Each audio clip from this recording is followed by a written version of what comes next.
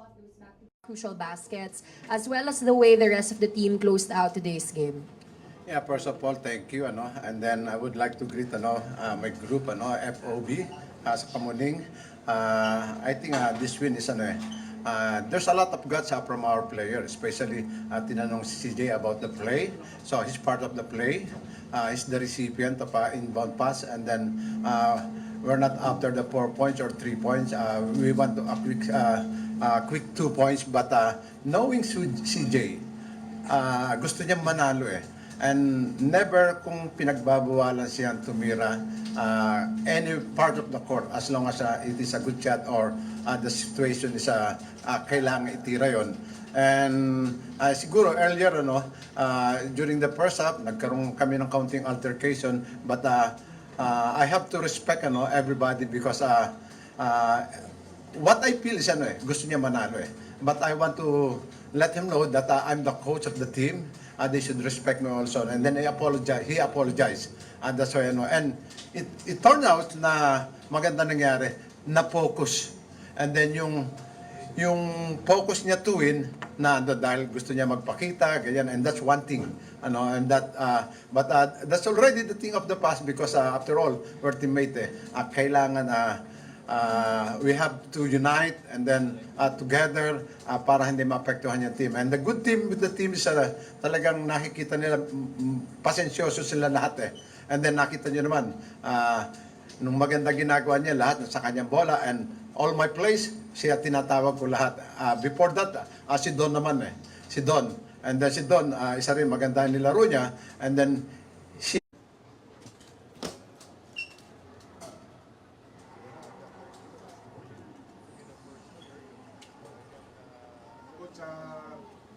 you had a good start the first quarter. Yun nga.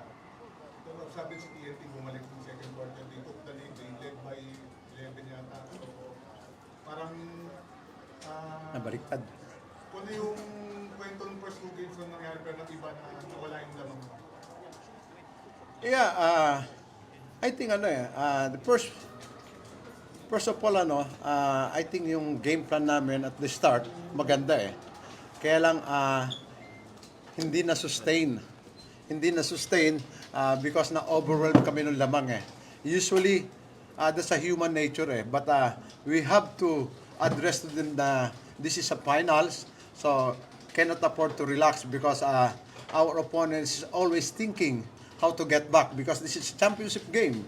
So it's a lesson learned for us, but fortunately because of the experience of the players and the team, so they don't want to give up. And then ayun, ang nangyari, nakakatap kami and we have a chance to get the lead courtesy of CJ, his 7 points in the last minute. So you have to give credit to this kind of player because alam natin na yung kanyang tapang sa paglalaro, walang especially in a crunch time na ganito, gusto niya manalo. And then the problem is, some players are trying not to make mistakes. And in that situation, kailangan namin ng katulad niya. Coach, can you expound on that? Sabi mo, misunderstanding mo with CJ earlier. Yeah, nagkaroon yun. And then, kasi, ang iniisip ng player is, he wants to win. He wants to win by playing a lot of times. But as a coach, I know what's happening. Okay? Because we're after to the flow of the game. But knowing CJ, ibabalik ko siya. So, what happened is because of that incident, so, na-refocus siya. And makita nyo naman siya. Nakita nyo kanina talagang ayaw patalo. And that's the kind of player na we want to have. Especially in this kind of championship, makikita nyo. Yung last possession, lahat sa kanya ko binigay. Although that play is not for him, because we're after a quick 2 or quick 3, but he has the opportunity. And that kind of shot, ginagawa niya sa practice is sa game. Makikita natin eh. That's why, nung pataas pala ang bola, palagay ko, papasok ito. And then, nakinig yung nasa taas natin. And I'm so happy for his guts. Thank you. Nung fourth quarter pala, 6 of 6 ka. So, parang game 6 na type of threat. Pero ngayon, fourth quarter naman, bibigat pa yung mga tinira. Actually, ginawa ko lang naman kung ano yung makakaya kong gawin. And yun nga, struggle sa first half, but yun, di nawawala yung trust ng mga coaches sa akin. And yun, nag-response lang ako kung ano yung binibigay sa akin na trust ng mga coaches. So, yeah. Sige yung pang 4-point shot mo tsaka 3-point shot, ano lang yung naramdaman mo, parang di ka ba makapaniwala na naipasok mo yun? Actually, nagulat din ako nung pumasok yung 4 points. Talagang sobrang lang, parang magpasalamat na lang ako kay Lord kasi pumasok. Kasi wala na akong ibang choice kundi itira yun eh. And thank you kasi nag-switch sila. Hindi sila nag-trap. So, ayun, pumasok yung So, yeah, ipagpapasa Diyos ko yung salamat Lord para sa game na to, sa pangalawang panalo. So, yun, hopefully, hindi na maulit yung mga ganung yung yung mga lapses namin, ang laki na nung lamang namin din nahahabol. So, yun. CJ, yung tinirahan mo kanina ng 4-point shot si Calvin Oftana, alam natin. Magkaligang kayo, ano mo nun? Tinira mo yung... Siguro kabisado ako ni Calvin, alam niyang drive ako, so tinigil ko na lang sa 3 points. And yeah, luckily, pumasok yung tira ko. Buti nakalimutan nilang talagang tumitira siya sa 4 points. Oo. And ginagawa naman niya yun sa practice, sa game, ganyan. And a situation like that, lakas na ng loob dahil gustong manalo So that's one thing na you have to appreciate the kind of player we have dahil ayaw nilang patalo Coach, medyo mabigat yung panalo nyo, masakit sa TNT. Do you feel like yung moral ninyo and momentum nasa panig nyo na?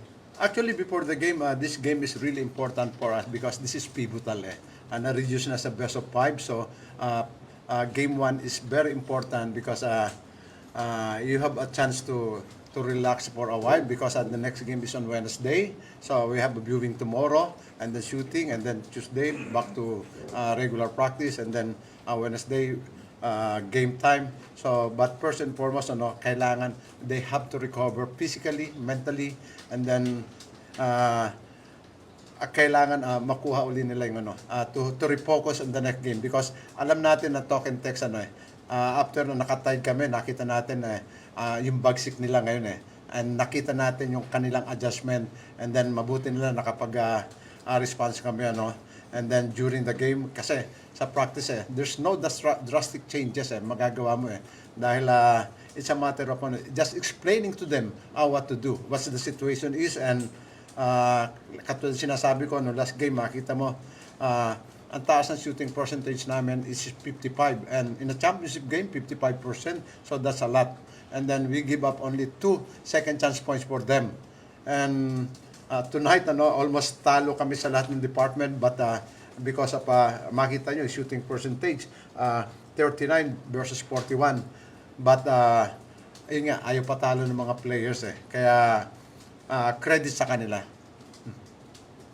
Coach, anong update kay Chris Ross about his Chris Ross mild sprain actually naglalaro siya ng hindi 100% but alam natin yung kanyang he's a warrior and many times during the finals he's not always 100% but namamanage niya ganyan and kanina tinatanong ko gusto mo pumasok para for defensive purposes so he back up na ganito kaya very honest yung bata yung player hindi na pala bata yun very honest dahil alam niya napipil niya kung anong feeling ng mga player na nasa loob fortunately may mga players na talagang willing na pumasok o mag-defend para do sa panalong yun and then we're so lucky dahil yung kanilang last 2 4-point shot hindi pumasok